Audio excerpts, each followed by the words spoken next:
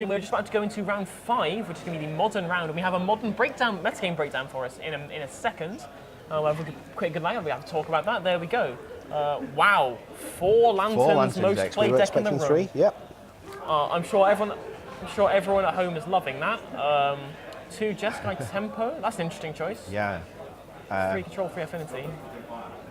Affinity, according to a recent Channel Fireball article, they think that the recent bannings have left Affinity as the strongest deck in Modern. We'll see if that's true.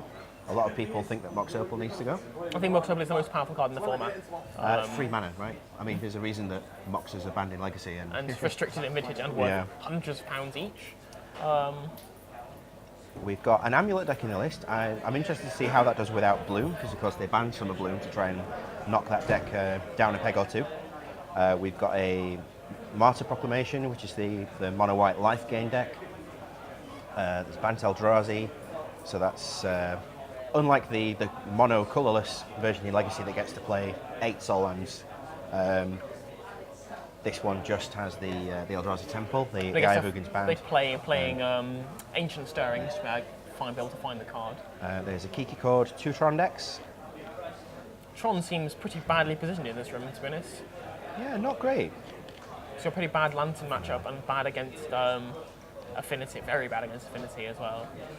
There's a Dredge deck there. A lot of people were saying that they thought that the banning would knock that deck out of the format, but I think most of the pieces are still there. You effectively just have to swap the Dredge 6 guy for a Dredge 4 guy. Obviously nowhere near as powerful, but the engine's still functions. You play like an extra, because of the less redundancy, you have to play like a couple of Dark Blasts main deck, but they feel pretty good in the format anyway. So I really like Dark Blast. I've played it in Lantern actually, just as a way to kill Hierarchs. Storm. That's the Baral Storm deck we were talking about previously. So this is not the typical blue-red Ascension style. It's still blue-red, but there's no Ascension. This plays Gifts Ungiven as the kind of the powerhouse value-generating card of the deck. It's very nice. Mr. Frenchie online playing that. Plenty of 5-0 trophies online playing that deck. And it looks very consistent, which I think was what Storm was always missing out on. And then you have these kind of clunky draws where you just kind of do some rituals and nothing to do with it. And if you didn't find the Ascension, you looked very kind of clunky. But this deck was very, very consistent, especially because of Gifts Ungiven. And obviously, a lot of the draws that you previously wouldn't win without a Medallion effect become so much more explosive, because suddenly Dark Ritual over Desperate Ritual seems a lot better. And if something's worth playing 4 of, it's quite possibly worth playing 8 of, so why not have 8 of your Medallion effects? 100%. We've got an Abzan deck. Because even after all these years, one of the best things you can do in Modern is turn 1 Thoughtseize, turns your Tarmogoyf. I believe the Abzan list is not playing Tarmogoyf. Really? It's playing That's interesting. Grim Flayer instead. Instead, rather than as well, that's very interesting. I do like Grim Flayer though. I think Grim is fantastic. Yeah. There's also an Abzan Company. Do we think this will be a combo version?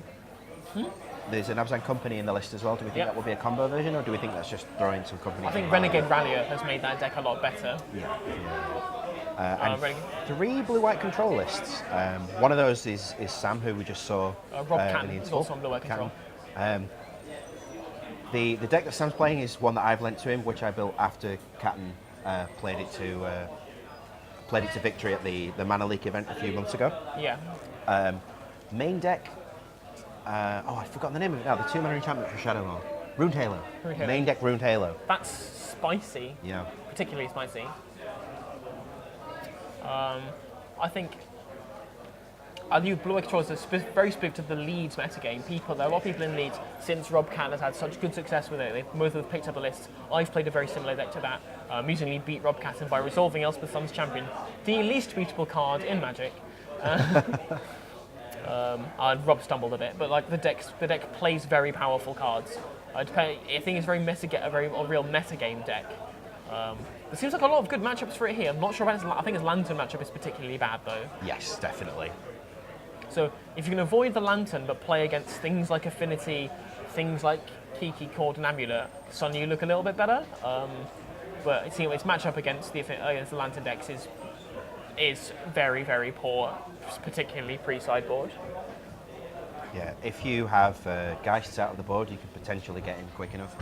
Keep the bridge off the turn for a while. I think they're playing Kitchen Finks as their 3-drop choice out of the sideboard. Right.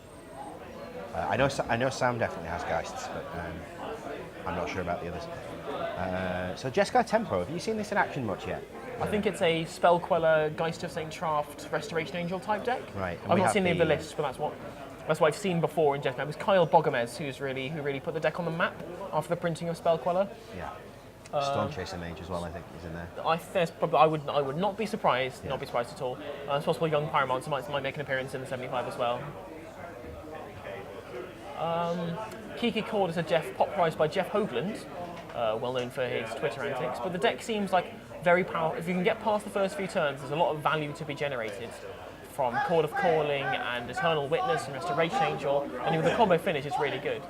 I mean, for a long time, one of my favourite ways to play Magic has been creatures with Enter the Battlefield triggers. Of course, historically becoming a lot better, especially in the slower formats, as Wizards have been downpowering counter magic a lot in the recent years. Another gradual shift over the last few years in Standard as well is that spells are a bit less powerful and creatures are a bit more powerful. Mm-hmm.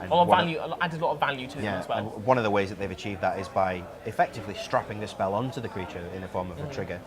Because what players don't like is not having any interaction in the game. And if you just go, play a spell gets countered, and then your opponent resolves a revelation and the game's over, you're not having fun playing that. And Wizards don't like people not having fun, which is why things like Emrakul and Reflex Mage got banned out of Standard, and why uninteractive decks like Dredge get banned out of formats as well, and why Wizards will never print Dredge ever again. No. I think consistently, if you look at cards that have been banned in formats over the last couple of years, one of the really strong patterns that you'll see is the cards that have gone are cards that do something that you don't have to pay for. Oh, so free mana? Yeah. And a certain card called Simian Spirit Guide, still legal in the formats. Is it still legal in the format? It's still legal in the format. Well, Blue X Troll Mardu Nahiri is the feature match for this round, Mardu Nahiri being a particular favourite of mine. Henry Kay playing that deck. Blue X Control could be any number of people, because we have 3 in the room today. But that'll be a very interesting matchup. I think Mardu Nahiri has enough kind of value plays that's probably favoured in this matchup. I think Lingering Souls will help a lot, and so will the Planeswalkers. 4 copies, I believe, in the list today. Planeswalkers are a real nightmare for control decks to deal with. You know, you can't hit them with their creature removal. You don't really have the creatures yourself to pressure them. So they usually just get to sit there and tick up. Of course, you can counter them to stop them resolving, but if they slip through, you're in trouble. The Mardu deck will also have the opportunity to try and use Thoughtseize to bully the Planeswalkers onto the table. There are no Thoughtseizes in the Mardu Nahiri list today. No, it's 4 copies of Inquisition, but no Thoughtseizes. There's Collective Brutality is in the list as well. Ah, okay, similar but different. Yeah. So that kind of hand disruption is there. Yeah. There is definitely hand disruption there to try and break apart whatever the Blue X Troll's trying to set up, because it's a very kind of set-up payoff kind of deck. Because you have to get into the late game to be able to fight. And if your late game stuff gets taken out of your hand. So if you've seen the list for this Mardu Nahiri deck, if Nahiri goes -8, what are we fetching? Emrakul? Emrakul will probably say. Emrakul, Aeon Storm. 3 copies of Nahiri, 1 copy of Emrakul. Are we going down to the feature match area now, I believe?